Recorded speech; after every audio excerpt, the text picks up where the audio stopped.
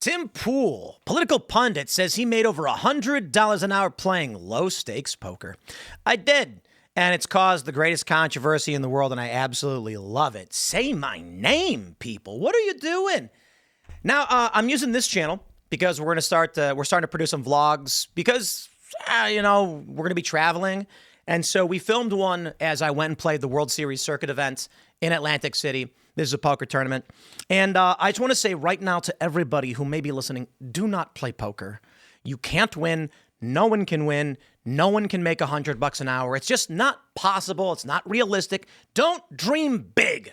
The dream's dead. In fact, the dude who just won the World Series of Poker for $10 million is like 6 after taxes. In fact, he'd been trained his whole life and has been studying and studying.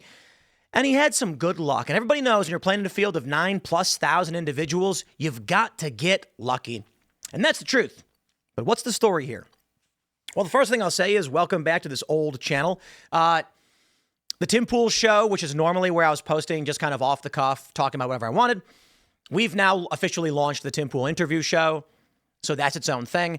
And I'm not going to clutter up my other channels with just kind of the normal day-to-day stuff that I think is still interesting. But I want to talk to you guys in this video about marketing and marketing strategy. And I think I find it to be very interesting. If you don't, that's okay. You don't got to watch. But I also want to talk about poker. And I want to just tell you that everybody's lying all the time.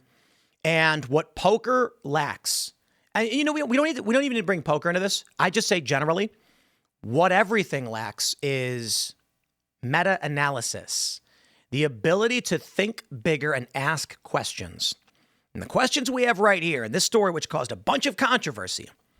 Political pundit says he made $100 an hour playing low-stakes poker. And I did. So I have a poker app. I track my play. I actually only recently started doing this. What I used to do was I would just play, and then the money I would make from poker, I would just put in my pocket, come back, and I would use that to play with. Now, the truth is, as most of you know, I'm well off. And I have people ask me, like, why do you need to track your bankroll to play poker? Like, what's the point? Well, it's fun. It's a hobby.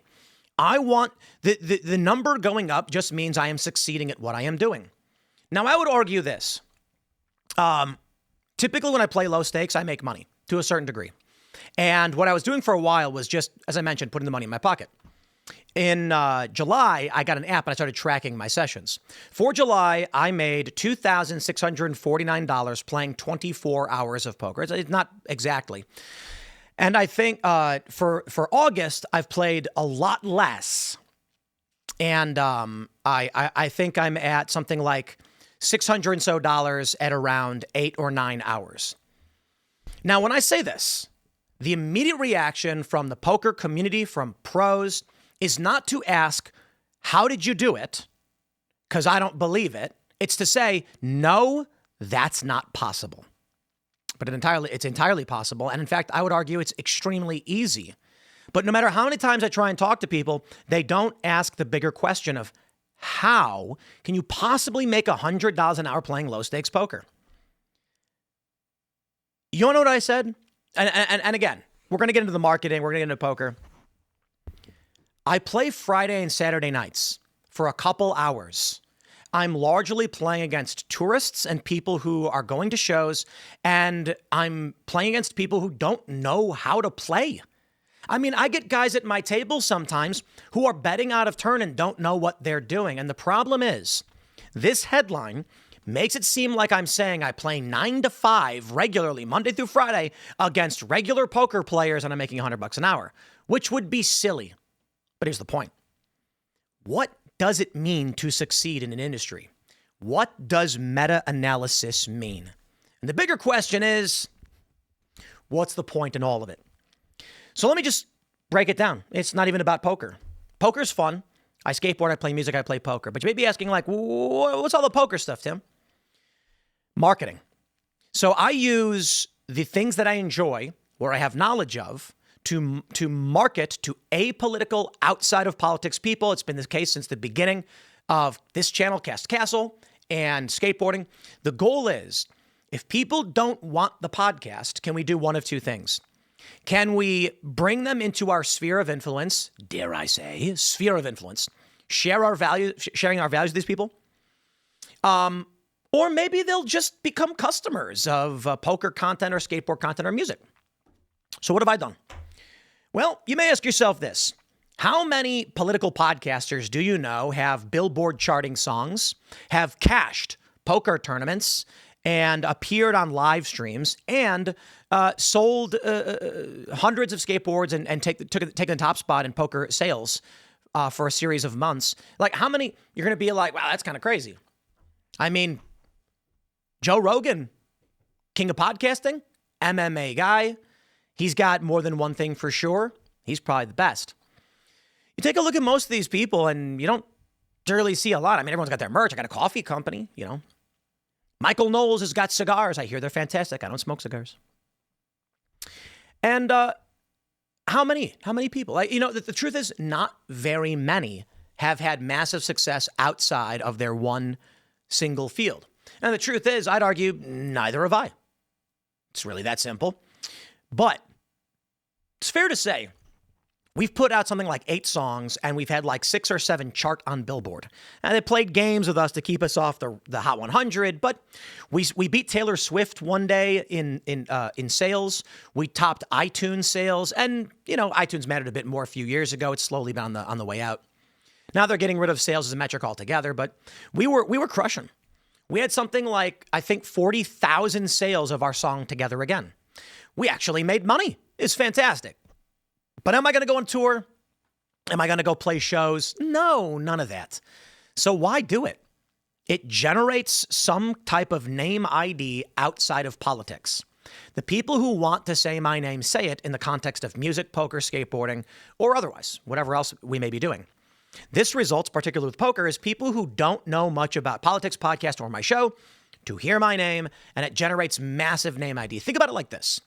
If every market in the country, every market is, imagine United States, and imagine urban markets. Think about what it means to be in podcasting. You're going to be big in California, Illinois, New York, for the most part, Texas, Florida.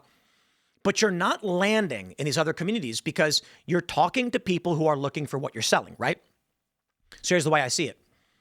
Imagine if we were talking about this geographically and you own, let's go back in time.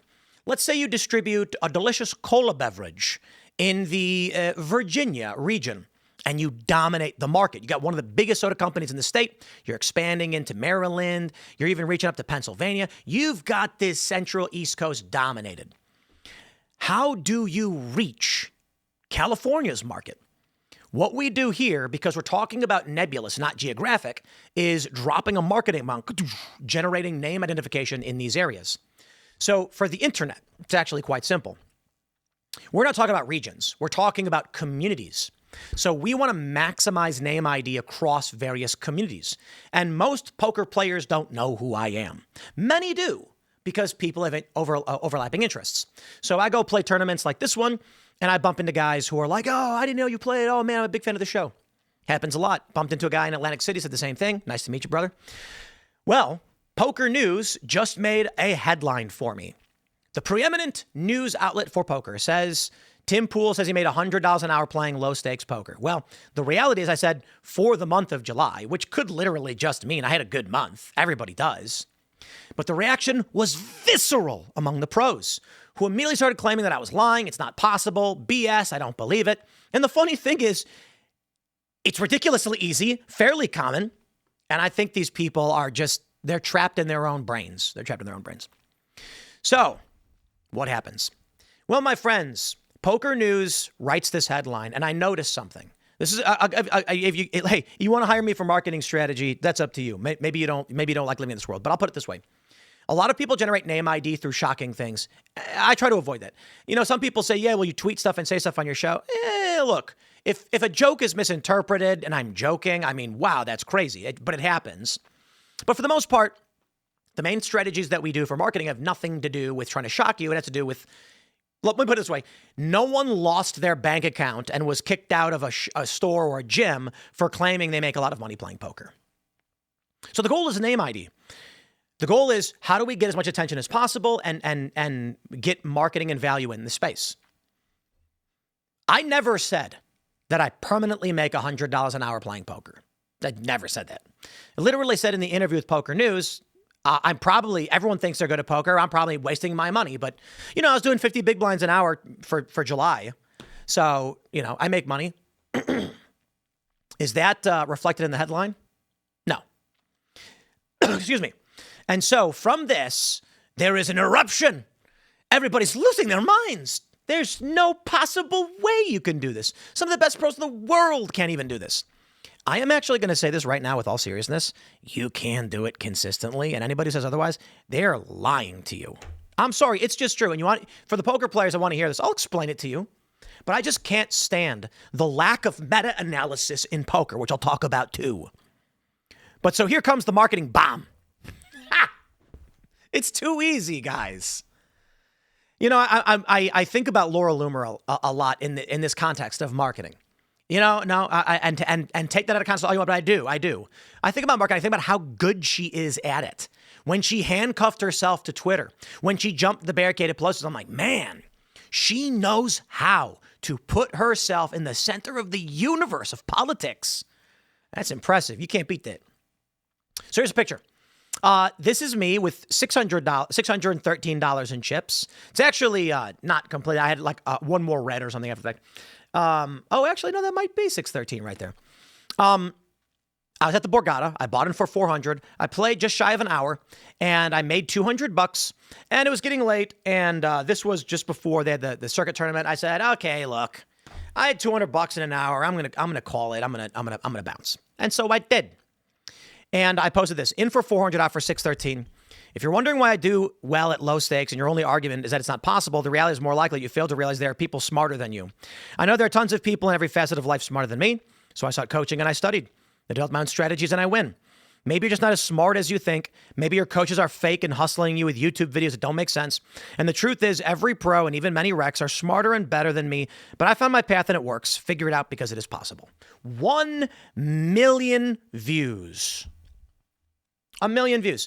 I'll put it like this. Have y'all noticed that my name has been trending now for almost a week and a half on X, just constantly? Jubilee, then Alex Jones, and now in poker. Yep. Hitting the trending spot with everybody talking about me. Pros are commenting. They're saying things like, this guy's a Russian loser. You can't do this. Other pros are going, why are you ragging on a guy who's promoting poker to millions of non-poker players?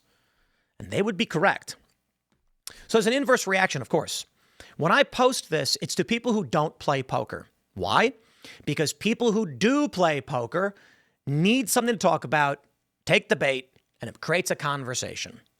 Now, I stand by what I said, and I'm going to make it very simple for you guys. As I've already stated a million times, when you are playing poker on a Friday or Saturday night against tourists, drunk people, concert goers, you will make bank. End of story. Goodbye. If you cannot beat a drunk guy at poker, you should not be playing this game. Last time I was at Borgata was a couple years ago. There was a dude literally picking his cards up, and anybody in seat 3 to 6 could, seats 3, 4, and 6, they could see his hand. And the first time we did it, we were like, bro, you stop. And he's blasted out of his mind. I'm sitting there. I think I got like Queen 10. He picks his cards up, and I look at the dealers. Dealer's like, look, at this point, no one else is in the hand, so there was no risk, no advantage. And I'm like, okay, we told him 3 times to stop doing this. Okay, he flashed his hand. You're allowed to at cash games do this. The flop comes. I get second pair of the 10. I know he's got ace king, and I know he has nothing. He's on a gut shot if he's lucky, and so then he bets, and then I'm like, okay, I call. And then he bets and I call, and then he checks and I bet and he folds. And I'm just like, oh my God. It is mind blowing to me. Every single time I talk to poker players about this stuff, they're like, it's just really not reasonable to think you can make $100 an hour. I'm like, yeah, if you're playing against poker players, dude. Oh my God. Guys, let me put it this way.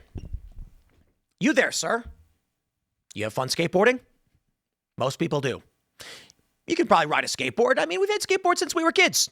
Hop on. It's fun to do. Okay. Now I have an opportunity for you. We're going to play a game of skate. Okay. You put up $100. I put up $100. And if I win, I get your money. And if you win, you get my money. Who's going to win that? My God, it is mind-blowing because the realm of poker players is built upon this idea that if I'm playing skate, it's against a pro. With something called game selection being the most important thing. I'm sitting at a table, I see a guy stone cold sober with a massive stack. I'm like, I got to be careful of this guy and not play against him. Even if I think I'm good, I could be bad. And he's going to try to exploit me. And I know I'm not as good as him. I am not going to put $100 down on a game of skate against Nigel Houston. It's just not going to happen. If you don't know, he's one of the best skateboarders in the world. I'm going to, if I went to a skate park and there were 7 skateboarders and they're all like, all right, we're going to play games of skate for $100. I see a fat drunk guy. I go, hey, you want to play? And then people are like, so what you're saying is you're exploiting. No, what I'm saying is you try to balance it. Sometimes I get really good hands. I'll go head to head with the guy who I know is pretty good. Like if I get pocket aces, and I raise, he re-raises, we're playing the game. And sometimes you do get bad beat. Sometimes you'll run kings into aces or aces into kings, and then he'll hit the king. It happens. But my point is this. It is entirely possible, and Nate, I say this, it is mind-blowing to me. Just to deviate into the poker stuff real quick. It is mind-blowing to me. Let me explain. I sit down at the poker table at Charlestown or MGM. Okay? MGM's way better. I call it Free Money Fridays at MGM. I sit down.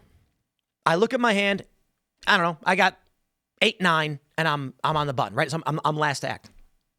Dude bets. Or actually, I can give you one scenario. Limps all around. What does that mean? It means the smallest bet you can make is $3, and 4 people just put $3 in. And then I'm on the button. I go, I raise to 15, and then they all fold. And I'm like, well, I just made $12 in 30 seconds. That doesn't happen all the time. But my point ultimately is this. If I'm consistently wagering $15, playing in position, taking advantage of weaker players, playing better hands, and understanding my ranges and all of these things, I am flabbergasted by these claims that you can't do it. I bet a guy bets $15 early position. Is he a good player? Is he a bad player? Is he a poor person? Is he scared to play poker? Why is he here? These are questions you ask yourself. 15 to me. This is what I tell people at MGM. 1, it's always player dependent, but I play at MGM quite a bit, and here's what I find. Most of these players, not all, you got to be careful, they will donk bet their pairs. And if they don't donk bet their pairs, a C bet usually takes it down. But I'll put it like this. How many hands, small hands, not big hands, do you need to win to get $100 in 1 hour? About 3. Maybe 3 or 4. That's it. You win 3 small hands. You made $100. You get up and leave. Now, the point is, instead of asking about what it means to make $200 in about an hour, they say, you're arguing you can play 9 to 5 and make $100 an hour. Ain't nobody's arguing that. I certainly wasn't. You sit down at a poker table. You bet $15. You get 3 callers with trash. The board runs high. You've got ace king, ace queen, whatever, top pair. You see bet, they all fold. That's it. And now you've just made $45 off of your first hand in 1 hour. $45. I get it. There's rake. House takes $5. You made $40. Can you do that 3 times per hour? Yeah. You're not getting the nut flush versus, a straight who's contemplating a jam, or he's got a set and you've got a straight and he's like, man, did you really hit the straight? And then you're like trying to get them all in. It's not like you're jamming all in on the turn with a pair, hoping that his draw fails. Those things are risky. And you know what I hear from pros? You're losing money if you're not. Okay, fair point. I don't think I'm better than you. I don't. All I know is these players donk off their chips, and after an hour, I've made like $100, and then I'll leave 500, 600. And I'm like, I made $600 in an hour. Or, I'm sorry, I made $100 in an hour. Like, I don't know. That's whatever. I don't know. I play, and I will buy in. I'll win a handful of hands. The chips are starting to go up. Within a half an hour, I might be up like, $50 or whatever. I'm up $100. That's my new limit. That's my new line. Then I'll just chill. You're not committing anything. It's not like a tournament. In tournaments, the blinds go up. It gets harder and harder. But anyway, enough about Dish.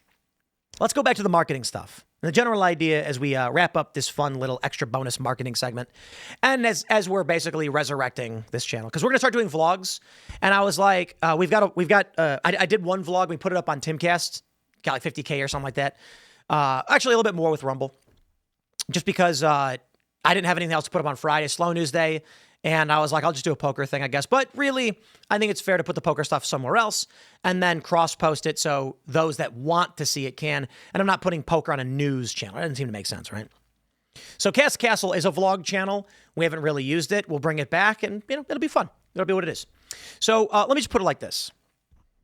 You may ask yourself, look at this. I love this. Traders Union. Tim Pool reports $400 entry and 613 exit in low-stakes play.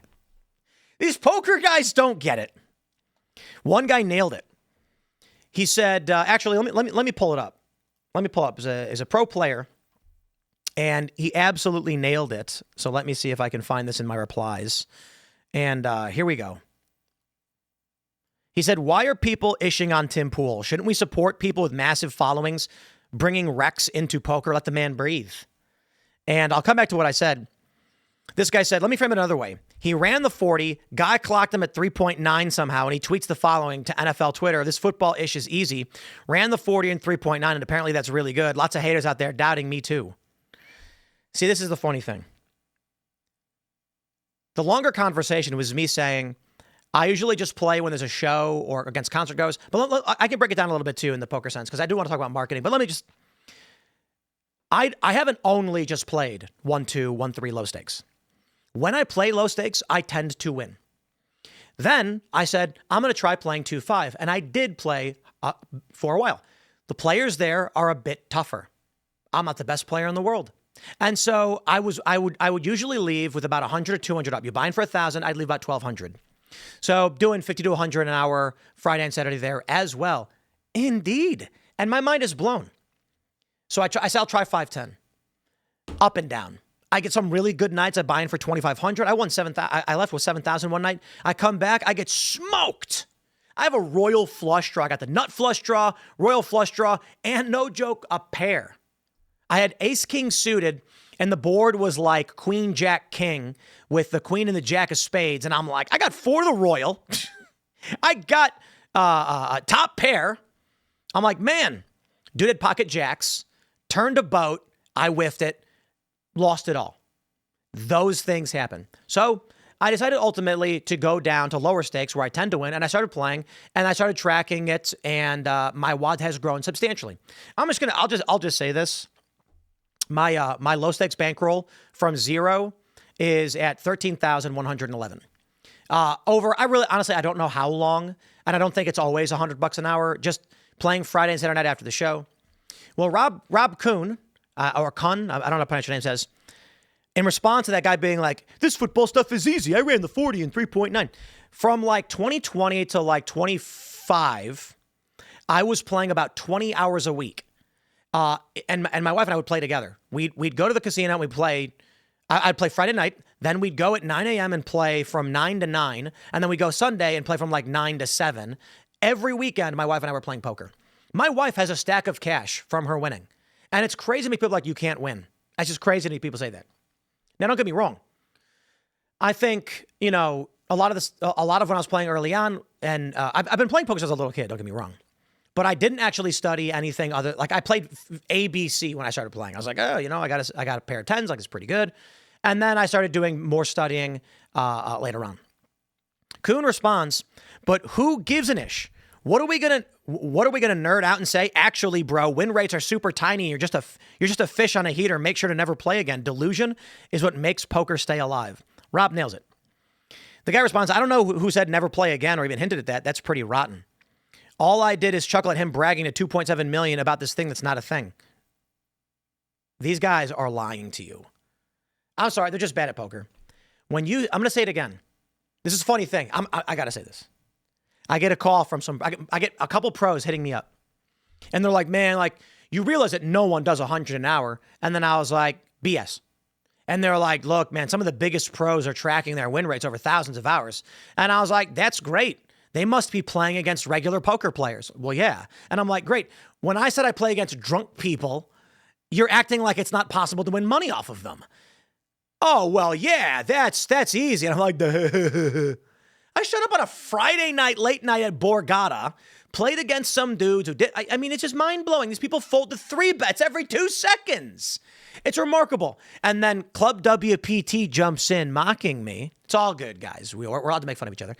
And I'm like, for those that don't know, Club WPT's training program is Upswing. And Upswing is literally what I've had a subscription to for learning the basics or for advancing my game beyond just ABC. Like, I play with my friends and I understood basic math and I watched streams, so I knew some numbers. But I didn't know, like, when to dong, and, and so I'm looking these things up and literally doing what Upswing told me to do worked. And then they said it doesn't work. Don't play poker. Don't do it. Everything that Upswing says to do, for every penny you spend, will not work. They will make fun of you if it does.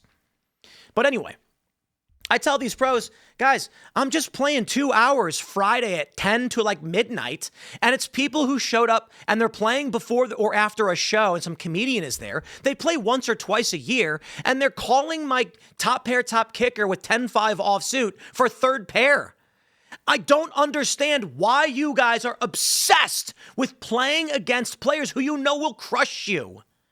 Literally, Upswing says, do not play against better players. You will lose. There's an old saying, they say, if you're the 9th best player in the world, you are going to crush every table everywhere. But if you sit down at a table with the other 8 players better than you, you are the sucker. So these players are all acting like, I don't change tables. I don't look for fish. I don't hunt whales. Now, don't get me wrong. The response they say is, don't be a bum hunter. Looking for people to donk off chips. No. What I like to do is I go to MGM. They say, me at a table. I analyze the players. I think about who they are and what they're doing. I watch a couple of hands. It's free. I don't got to put anything in. Depending on when you sit down, you can sit down, wait for the button to pass. And you can actually sit down and be like, I'm not going to buy it. I'm going to wait. And then you can watch players play, you can look at their stacks, and you can figure out if they're going to be good or bad. And sometimes you get bad beat. Sometimes you do. It happens. But when you're targeting players you know are not good and you're avoiding players you know are crushing you, it's possible. I just think these people don't do game selection. They think they're going to sit down. Let me put it like this. Why is every single conversation the presumption that we are playing 9 to 5 against each other? I ain't playing against you. You know how to play poker. And so they're saying, oh, so you're playing competitive sports against blind people? Yes. Listen, when I sit down at a poker table, you got to understand a few things. Who are you better than? Recognize your level of skill. Stay within your means. Stop playing if you're losing. People can't do this. In July, I actually lost 2 bullets and then came back and ended up $400 for the day. And that actually took several hours. That was actually, I think it's like, because I have like 8 hours, what is it? I have like 5 hours a week. And then there was one day where I played extra. I ended up playing late because I got beat up. I left and I came back and I was like, well, I'll just keep playing. And then I came back. I came back, changed tables. Man, don't listen to these people. Rob is correct. And so I made a funny post, actually. Let's do this one. Let me get back. Let me wrap up the marketing. I'm gonna finish this because I know, it's kind of all over the place. But I'll show you one post I made that I thought was funny. Funny stuff. Here you go. So I tweeted this. So I had this post where I said, it's possible you can win. Don't believe the haters. Everyone can do it through study and coaching. What does this mean? For players who are not very good, maybe they'll buy a subscription to Upswing. Don't do it now. Upswing literally will tell you it doesn't work and you can't win. I'm good with that. You're good, guys. Don't buy coaching from these people. I actually have a lot to say about the coaching industry too. So when I'm literally saying people will tell you it's not possible, it is possible, you can do it. Most players are not playing mid to high stakes. Most players are playing low stakes. Most players are not winning money. But it is possible to make money if you know how to play and who you're targeting. I have met more than enough people who are local grinders at low stakes and made money. Met a guy in Miami. He smoked me. He looked like an idiot. He looked like a tourist, and he was playing the part perfectly. And then when the time came, he doubles up and he leaves. Homeboy sits down for an hour, buys in for 500, makes $500 and dips. And I'm like, son of a... He looked like he was donking off his chips. I was watching him, and then he gets me into the pot, and I'm fairly decent. And sure enough, he's got a look on his face. He's got all the tells of like, I don't know what to do. He got me. It wasn't he didn't stack me. But actually, he ended up doubling up very quickly. So my buddy says, that dude's a grinder, bro. He's faking it. You can tell he's playing a part. When we first sit down, the guy's like, no, I just visiting family. I play sometimes. He's a Spanish dude. And he's I think he was actually Salvador. I'm not sure. Afterwards, after we leave, the guy took like $200 from me. He smoked everybody else. My buddy meets up with him. The guy was like, no, I play Thursday, Friday, and Saturday. I go up against tourists who come to Miami. And he's like, and I make a couple grand per week. So he's like, this is what I do for a living. And these people are telling you it's not possible. I don't know, man. I look, these people exist. You go to a poker room, and there's always some guy. I've been to dozens of poker rooms. There's always some guy, and he's got a massive stack. And you're like, how does that guy always win? He's good. This is why people, it's remarkable that in Rounders, the film, they're like, you ever notice the same guys the World Series every time? It's because you can be good at this game. You can be good at manipulating people, reading people, figuring out what they're trying to do, siphoning off information, knowing their tells, and the most important thing that poker players do not understand is meta-analysis. I'm launching a website targeting meta-analysis for poker, which barely exists. It does a little bit. Daniel Negreanu is one of the only people I've seen talk about it. A handful of others do, but in closed contexts like online. Meta-analysis refers to the variances in game by stake, region, language, etc. All competitive sports have a meta-analysis, and poker doesn't have, as far as I can tell, a dedicated meta-analysis tracker. So if you don't know what that means, it's like this. Call of Duty. My buddy was just telling me about this. Everybody starts using the same guns. They're like, it's really great at long range. So then one player says, I'm going to use this very different gun to exploit that everyone's using that one gun. Then that old strategy no longer works. So then everybody adopts the new strategy. But now everyone's doing the same thing again. Someone finds an exploit, and now that old strategy no longer works. This exists in every single competitive sport.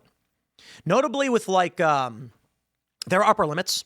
MMA is a really great example that in early MMA, there was a meta, and now it's just mostly Brazilian Jiu-Jitsu, and like, you're not going to get anywhere for the most part with capoeira in MMA. So everyone's like doing BJJ and variants of it and things like that. But you can actually see different strategies. You can see people holding their hands up, taking it very slow, trying to tire out their opponents. There's different strategies to win based on the other player and based on what tends to work. But MMA is a bit more of an upper limit, so it's harder to address meta. Poker has so many variables and constantly evolving strategies that the meta is evolving and changing in every different room.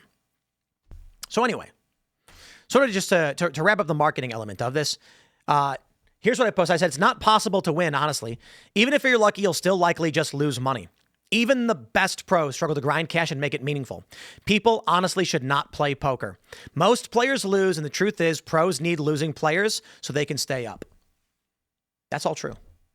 But my response is, with like Rob and this other guy, Tyler, they were like, let Tim promote the game to people so they can come play. Correct. The truth is most players do lose. The truth is you can be a winning player. They exist. And I think the truth is that a lot of these pros want you to believe you can't win, so you keep playing. You show up every Friday night and you play, and you're losing money. And they say, look, man, most players lose. It's really hard, but you can figure it out. Just, it's going to be really difficult. And they're saying this to you so that you don't give up. It's just normal that people lose. You have fun, right? Don't expect to be a winning player. Why? Because then the people who do make money are making their money off you. Someone responded, these players are our action. The players who think it's not possible and lose every weekend but keep playing. Arguably, giving hope could increase that too, because people are like, if I can just figure it out, I'll make money. And they're saying, no, don't try. So which is it? All I can really say is, what do we get here? We got 167,000 on that one. I got over 1 million views on this one. 1 million. How many total? I highlighted before. Profile visits were great. Engagements, 27,000. Massive, massive. Let's pull this back up and get the hard number. And 1,085,261 impressions. Lord have mercy. Everybody's saying my name. I played a poker tournament. I was playing at MGM for the Poker Open last weekend. I took the minimum cash at 34th place for $5,754, but I bought in twice. So my total net profits were negative about 276? No. What was it? 246? Is it? I'm getting my math wrong. Anyway, it's around $250 or something like that. However, in between the losing game and the winning game, I played a cash game. I played a 2-5. I won $500. So all in all for the weekend, it's up like $200. When I busted out, Poker News interviewed me, creating this circumstance, creating 2 articles. One about the bust out. It was like a mini live blurb where it was like Tim Pool bust out, ace 5 versus kings. Got it all in bed, hit 2 pair, but then the guy hit the river. Brutal. And so the next day, I signed up, entered again, and someone recognized me. And they said, oh, man, I didn't know you played poker. And I was like, I talk about it all the time, actually. Yeah, I play a lot. And they were like, right on. And then they said, I mean, but like, why? Like, you don't need to win the grand prize. Like, you don't need to win first, 150K. I mean, it'd be nice, right? But like, you don't need to do this, right? You're rich. And I said, oh, I already won the tournament. I did. I already won. And they were like, huh? And I was like, yeah, last night I busted out and Poker News ran 2 stories about me and like 3 clips. And he was like, oh. And I'm like, bro, I'm not playing in this tournament thinking I'm going to win and make $150,000. Maybe if I go on a heater in this tournament, I'm in cashed. That's I got 34th out of 280. Not bad. I got money. You know what I mean? The cash game picked me up. But I was like, listen, I come here and play because I'm buying external press to a massive degree, and I could not be happier with Poker News putting out this claim that I make $100 an hour, despite the fact it was only about the month of July. What I said was, I think I played like 24 hours and I was up like 1,600 or so. I had one big 3-way all in that bumped me up $1,000. So it probably would have been like 20, 25 big blinds an hour. But that's not what they write. And the controversy results in bang. I'm going to let y'all in on a secret. No one in this business, in any business, cares about stupid controversies like this. No poker pro is going, oh my, I can't believe Tim Pool. Oh no, what has he said? No, I had some pros hit me up and they were like, you understand why people are highlighting this? And I was like, yeah, and I'm going to keep saying it. There's a guy on Kill Tony, and he talks like this, my joke. And the guys were like, stop trying to sound like Mitch Hedberg. Why do you do this? And he goes, why would I stop doing the thing that makes people talk about me? And then everyone started laughing and they were like, he's right. You can be a random, or you can be the guy that looks like and talks like Mitch Hedberg. Rest in peace. He was a funny dude. I get these people hitting him up and I'm like, brother, I'm talking to this big pro. And he's like, but you understand, like people don't understand the context of what you're saying. Like they think you're saying that you just make $100 an hour all the time, no matter what. And I was like, yeah, it's fine. And I was like, I'm talking about playing like drunk dudes on the weekends, which if you can't, bro, I'm sorry. If you're an average male and you can't win a race against a drunk average male, I'm not saying a drunk pro is going to beat you in a race. Okay. A drunk marathon runner is still going to beat you. But if you're an average guy in a marathon against a drunk guy, tell me you can't win. And okay. Like, you know what I'm saying? But anyway, I said, I'm going to keep saying it. I'm like, the conversation is about poker. It boosts poker. It gets people riled up. Everybody in poker is saying my name. I'm not doing this thinking I'm making $100 an hour, making a living playing poker. And they're making fun of me, and some people are defending me. And now, right now in poker, everybody is, I got DMs from like 7 different people yesterday, the pros that I know, and some like prominent influencers being like, man, like, and I said, if you want marketing lessons to figure out how to make everybody in the industry you're a no one in, give me a call. Let me put it like this for the poker bros out there. I am not a pro. I'm never going to dedicate myself to being a pro. I'm never going to win the main event. I'm never going to make a living playing poker. That's the truth. But if you're wondering why it's good for business that everyone in poker is saying my name, and it's positive and negative, and everyone's joking, and I'm the talk of the town, for better or for worse, if you're wondering the value in that, I can give you a lesson in marketing. Gee, why would the guy who doesn't play poker professionally want people to talk about him in an industry that he's not an influential person in? Welcome to marketing, my friends. When you can figure out how to make people say your name over and over and over again, you're going to sell albums, you're going to sell out concerts. And here's the best part. Let's say, out of the 1 million people who watched, who saw this post, let's say 70% are like, this guy's an idiot. I'm just imagining any one of these pros being like, you are by far the worst poker player I have ever heard of, but you have heard of me, right? Now, here's the best part. Let's say that what I've explained about poker has resonated with some people. And so they want to join my new poker site. We're launching a poker site. Not for me to teach poker. I don't think I'm good enough. But we are going to discuss meta-analysis. Give you an example. For those that don't know poker, it's going to be hard, but I'll just put it like this. The Hollywood Casino in Charlestown allows, explicitly in the rules, blind raises out of turn.